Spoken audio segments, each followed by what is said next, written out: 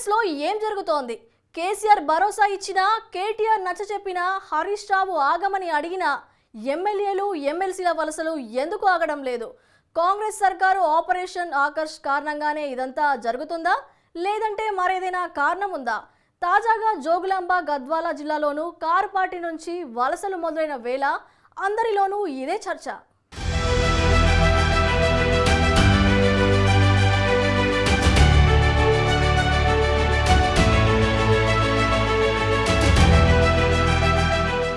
ఎప్పుడు ఎవరు పార్టీలో ఉంటారో లేదంటే రాజీనామా చేసి కాంగ్రెస్లోకి వెళ్తారో ప్రస్తుతం బీఆర్ఎస్ పరిస్థితి ఇది. నిజమే, తెలంగాణ శాసనసభ ఎన్నికల్లో ఓటమి పాలైన తర్వాత నుంచి గులాబీ పార్టీ ప్రభ రోజురోజుకు తగ్గుతుందనే చెప్పాలి. మరింత క్లియర్గా చెప్పాలంటే కారు పార్టీకి ఇప్పుడంతా కష్టకాలమేనని చెప్పక తప్పని పరిస్థితి.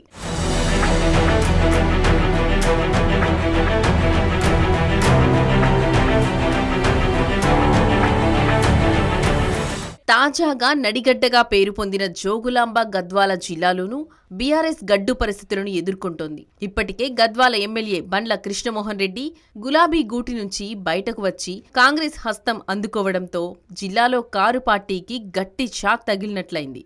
ఇదే బాటలో జిల్లాలో పార్టీకి ఉన్న మరో ఎమ్మెల్యే ఎమ్మెల్సీ కూడా బీఆర్ఎస్ ను వీడడం ఖాయమన్న ప్రచారం జరుగుతోంది. ఇదే ఇప్పుడు కారు పార్టీ అధిష్టానాన్ని కలవరపాటుకు గురి చేస్తోంది.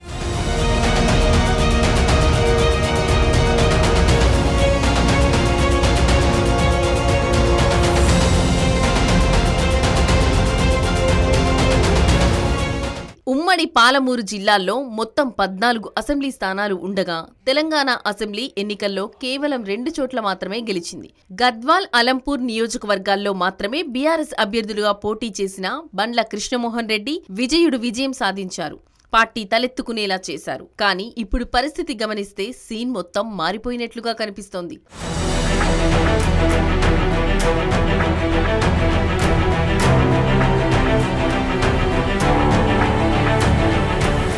అతి త్వరలోనే అలంపూర్ ఎమ్మెల్యే విజయుడు సైతం కాంగ్రెస్ పార్టీలో చేరబోతున్నారన్న ప్రచారం జోరందుకుంది.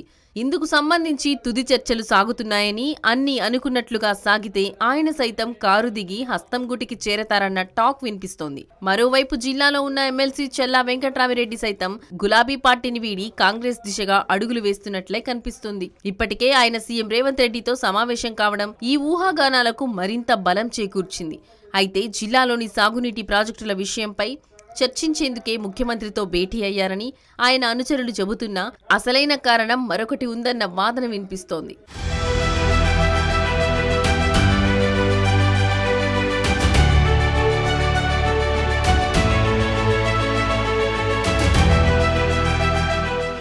జరుగుతున్న పరిణామాలను గమనించి స్వయంగా బీఆర్ఎస్ వర్కింగ్ ప్రెసిడెంట్ కేటీఆర్ రంగంలోకి దిగారు.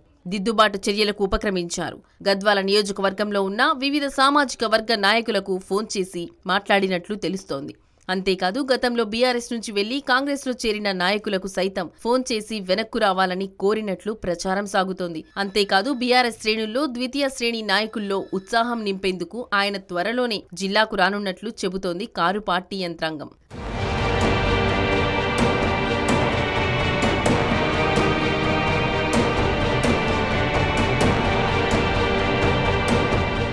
అయితే ఓవైపు ఇప్పటికే గులాబీ బాస్ కేసీఆర్ ఎమ్మెల్యేలు, ఎమ్మెల్సీలు, ఇతర ప్రజాప్రతినిధులు పార్టీ నేతలతో స్వయంగా మాట్లాడారు. ఇలాంటి పరిణామాలన్నీ సహజమని, ఎవరు అధైర్యపడి పార్టీ మారాల్సిన అవసరం లేదని సూచించారు. మళ్లీ మనమే అధికారంలోకి వస్తామంటూ నేతల్లో భరోసా నింపే ప్రయత్నం చేశారు. ఓవైపు కేటీఆర్, మరోవైపు హరీష్ రావు సైతం ఎమ్మెల్యేలు, ఎమ్మెల్సీలు, నేతలకు నచ్చజెప్పే ప్రయత్నం చేశారు. అయినా బీఆర్ఎస్ అధినాయకత్వం అభయాలు, హామీలు, పార్టీ నుంచి వెళ్లే వారిపై ఏమాత్రం పనిచేయడం లేదన్న అభిప్రాయం వ్యక్తమవుతోంది.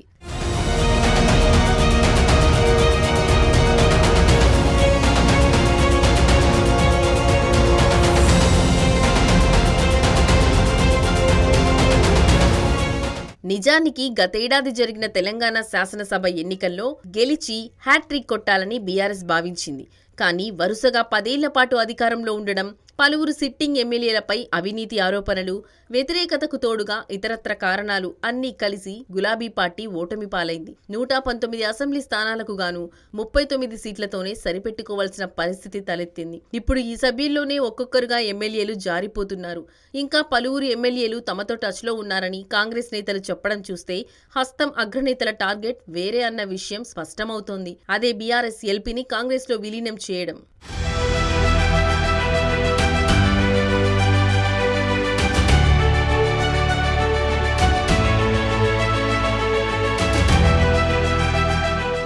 అసెంబ్లీలో ఉన్న సంఖ్యాబలం ప్రకారం ప్రస్తుతం కాంగ్రెస్ పార్టీలో బీఆర్ఎస్ ఎల్పీని విలీనం చేసుకోవాలంటే ఆ పార్టీ నుంచి మొత్తం 26 మంది ఎమ్మెల్యేలు హస్తం గూటికి చేరుకోవాల్సి ఉంటుంది. అందుకోసం ఇంకా పెద్ద సంఖ్యలోనే ఎమ్మెల్యేలు కావాల్సి ఉంటుంది. అయినా సరే సాధ్యమైనంత త్వరగా ఆ సంఖ్యను తమ వైపు తిప్పుకునేలా చూడాలన్నది కాంగ్రెస్ గేమ్ ప్లాన్ గా తెలుస్తోంది. అందుకే ఇటీవలి కాలంలో ఆపరేషన్ ఆకర్ష్ వేగం పుంజుకున్నట్లు ఎమ్మెల్యేలు ఎమ్మెల్సీల వలసలతో అర్థమవుతోందన్న వాదన వినిపిస్తోంది.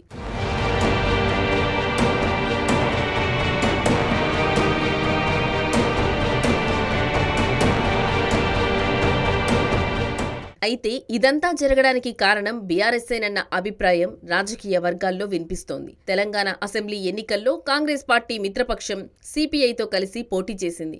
65 స్థానాల్లో విజయం సాధించింది. మెజార్టీ మార్క్ సాధించినా అత్తెసరు కావడంతో విపక్షాలు విమర్శలు గుప్పించడం మొదలుపెట్టాయి. ప్రధానంగా బీఆర్ఎస్, బీజేపీ రెండు రేవంత్ సర్కార్ను టార్గెట్ చేశాయి. ఏడాదిలోగా కాంగ్రెస్ పార్టీ ప్రభుత్వం తెలంగాణలో కుప్పకూలడం ఖాయమంటూ జోస్యాలు చెప్పడం మొదలుపెట్టాయి. దీంతో ఈ కామెంట్లను సీరియస్ గా తీసుకుంది రేవంత్ సర్కార్. అంతే, ఆపరేషన్ ఆకర్ష్ ప్రారంభించింది. అప్పటి నుంచి ఇప్పటి వరకు 1/2 డజనుకు పైగా ఎమ్మెల్యేలు, 6 ఎమ్మెల్సీలు కాంగ్రెస్ గూటికి చేరారు. మరికొందరు చేరేందుకు సిద్ధంగా ఉన్నారన్న టాక్ నడుస్తోంది.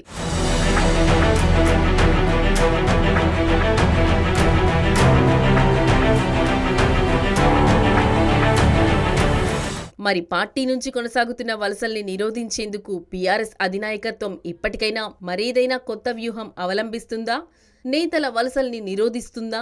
ఇదే ఇప్పుడు బీఆర్ఎస్ నాయకులకు సైతం అంతుపట్టని ప్రశ్నలా ఉందన్న అభిప్రాయం వ్యక్తమవుతోంది.